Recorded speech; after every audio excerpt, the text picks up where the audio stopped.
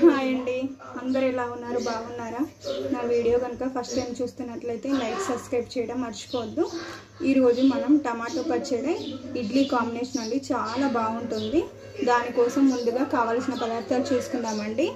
ముందుగా పచ్చిమిర్చి, కొంచెం ఎండుమిర్చి అండ్ రుచికి సరిపడా సాల్ట్, తర్వాత టమాటో అండ్ మనకు వెల్లుల్లి రెబ్బలండి, తర్వాత మనం పోపు దినుసులు.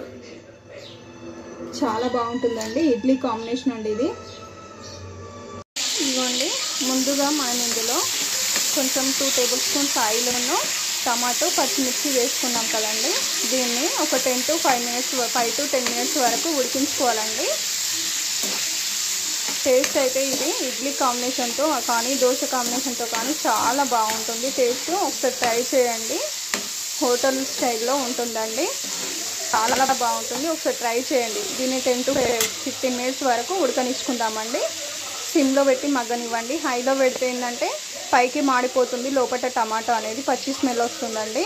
అది రాకుండా చూసుకోవాలంటే మనం లైట్గా బ్రౌన్ కలర్ వచ్చేంత వరకు మంచిగా కుకింగ్ చేసుకోవాలి. తర్వాత చల్లారినాక మనం మిక్సీ పట్టుకుంటే సరిపోతుంది. మిక్సీ పట్టుకున్నాక మనం పోపు దినుసులు, జీలకర్ర, ఆవాలు, శనగపప్పు, ఎండుమిర్చి, కళ్యామాకు లేదని నేను స్కిప్ చేసేసానండి, మీరు కావాలంటే వేసుకోవచ్చు. ఓకేనా? ఇదిగోండి, టమాటా అయితే మనం మిక్సీ పట్టేసామండి పచ్చడి.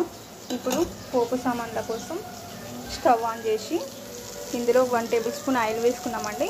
ఇప్పుడు ఈ పోపు దినుసులు అన్నీ కూడా మనం వేసుకుందామండి.